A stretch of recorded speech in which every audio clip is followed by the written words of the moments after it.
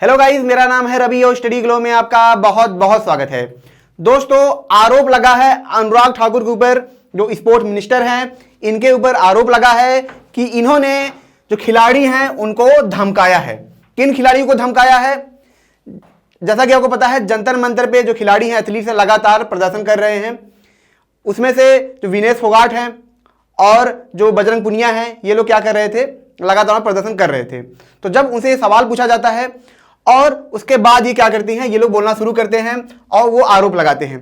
आरोप क्या होता है? उनका ये कहना होता है कि जब कमेटी बनाई गई थी, जैसे आपको पता है जनवरी में क्या हुआ था, काफी ज्यादा प्रदर्शन हुआ था, तो उसी दौरान नई कमेटी बनाई गई थी, ठीक है, और जो ब्रिजभूषण सिंह है उनको हटाया गया था।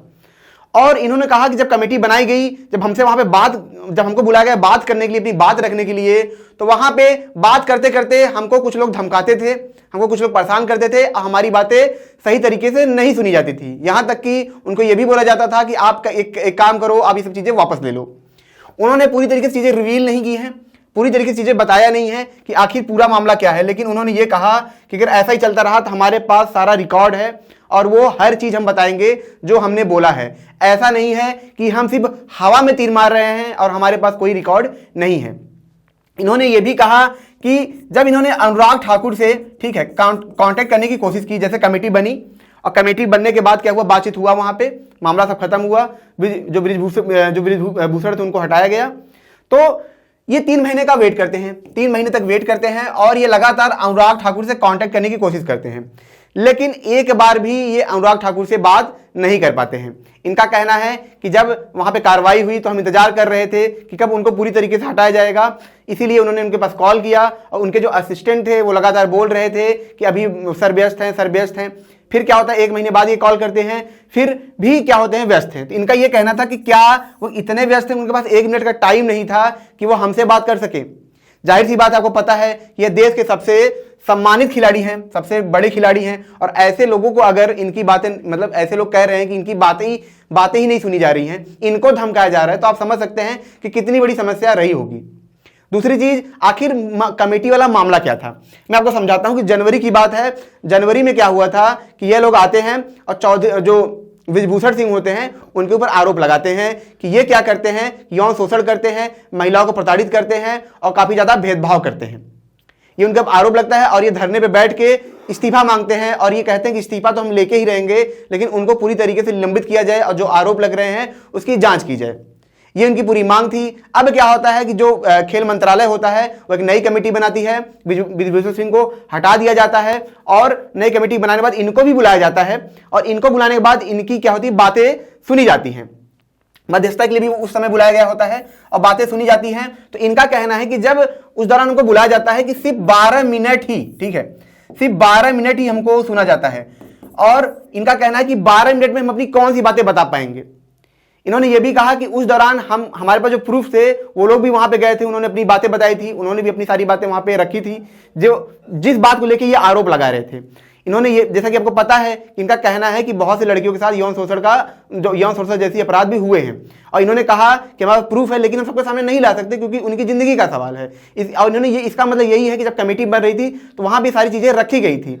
इन्होंने ये कहा कि 12 मिनट में हमें कुछ बोला नहीं गया, हमारी बातें नहीं सुनी गई। और दूसरी चीज कि ऐसा नहीं है कि हमारे पास प्रूफ नहीं है। इन्होंने कहा कि हमारे पास सारे प्रूफ हैं, हमारे पास सारे डेटा हैं, सारे व्हाट्सएप रिकॉर्ड हैं, सब कुछ हमारे पास है, हम बस उसको खोलना नहीं चाह रहे हैं। अगर हम अपने पे आ जाएंगे तो खोल के ही रहेंगे। इसका मतलब ये कई दिन से प्रदर्शन कर रहे थे, जैसा कि आप देख रहे हैं, लगातार वहां पे प्रैक्टिस कर रहे थे, कई दिन से कर रहे थे, लेकिन जब इनकी बात नहीं सुनी गई है तब जाके इन्होंने थोड़ा सा भी खोला है। और आने वाले वक्त में अगर ऐसा ही चलता रहा तो बहुत सारी चीजें बाहर निकल के आएंगी जो खिलाड़ी अभी तक नहीं बताना चाह रहे थे। तो कहीं ना कहीं ये थोड़ा सा मजबूर थे यहाँ पे, ठीक है। तो इस वजह से चीजें निकल, इन्होंने कहा कि सिर्फ खेल मंत्रालय ही बात नहीं है, हमने कई लोगों से बात की जो अधिकारी है और मंत्रालय है, वहां से हमने बात करने की कोशिश की, लेकिन पूरी चीजें हमारी नहीं सुनी गई है, जो हमारी बात है वो नहीं मानी गई। इसीलिए ये कहां पे जा रहे हैं, सुप्रीम कोर्ट में जा रहे हैं। कहां पे? सुप्रीम कोर्ट में जा रहे हैं। मैं आपको बता दूं 3 से 4 दिन पहले की बात है कि सुप्रीम कोर्ट ने क्या किया था, जो दिल्ली पुलिस है उसको बहुत तेजी से फटकार लगाया था और फटकार लगा के बोला था कि आखिर आप एफआईआर क्यों नहीं लिख रहे हैं। जो लड़कियां, जो एथलीट्स हैं, जो एफआईआर लिखने के लिए बोल रहे हैं, एफआईआर क्यों नहीं लिखा जा रहा है, तो इसके ऊपर फटकार लगाया गया। आज उसी की सुनवाई है और आज शाम तक देखिए क्या नतीजा निकल के आता है। तो ये सारी चीज़ ही। दूसरी चीज़ जो चौधरी मेरे दिमाग में चौधरी चरण सिंह ही बार बार याद आ जाता है। तो जो बृजभूषण सिंह हैं उनका भी अपना एक मतलब तर्क था। उनका ये कहना था कि जो एथलीट्स हैं ये जब ओलंपिक में जाते हैं और जैसे ओलंपिक से होके आते हैं तो क्या होता है कि जब दूसरी बार ओलंपिक में जाना होता है तो इनको टेस्ट नहीं दिया जाता, मतलब इनको टेस्ट नहीं देना पड़ता है। तो वो एक नया नियम लाए थे। उस नए नियम में ये था कि इनको क्या होगा, टेस्ट देना पड़ेगा, ठीक है। दूसरा एक और नियम आया था। उस नियम में क्या था कि जो एथलीट्स जैसे किसी, जाहिर सी बात है कोई एथलीट्स है तो अपने आप में एक ब्रांड है, तो कि जब किसी और ब्रांड को प्रमोट करेंगे, उसका टी शर्ट पहन के जाएंगे तो इसके लिए पैसा लेते हैं। जैसा आपने देखा होगा, जो जैसे आप क्रिकेट आप देखते हैं तो वहाँ पे नीचे लिखा होता है एप्पल कंपनी का पोस्टर लगा हुआ होता है, उस कंपनी का पोस्टर लगा हुआ होता है। खिलाड़ी जो बैट लेते हैं वो भी किसी कंपनी का बैट होता है, ठीक है। तो ब्रांडिंग होती है। इसके बदले इनको पैसा मिलता था। तो इसके ऊपर भी रोक लगाया जाता है कि जो खिलाड़ी हैं अपने हिसाब से किसी भी ब्रांड का कपड़ा नहीं पहन सकते। तो ये सारी चीज़ें थी। और जो बृजभूषण सिंह थे उनका ये कहना था कि इसी वजह से खिलाड़ी विरोध कर रहे हैं। तो ये सारी चीज़ें थी और इसी वजह से मामला तूल पकड़ता है, उनको हटाया जाता है। लेकिन दोबारा ये क्यों आते हैं प्रदर्शन करने के लिए?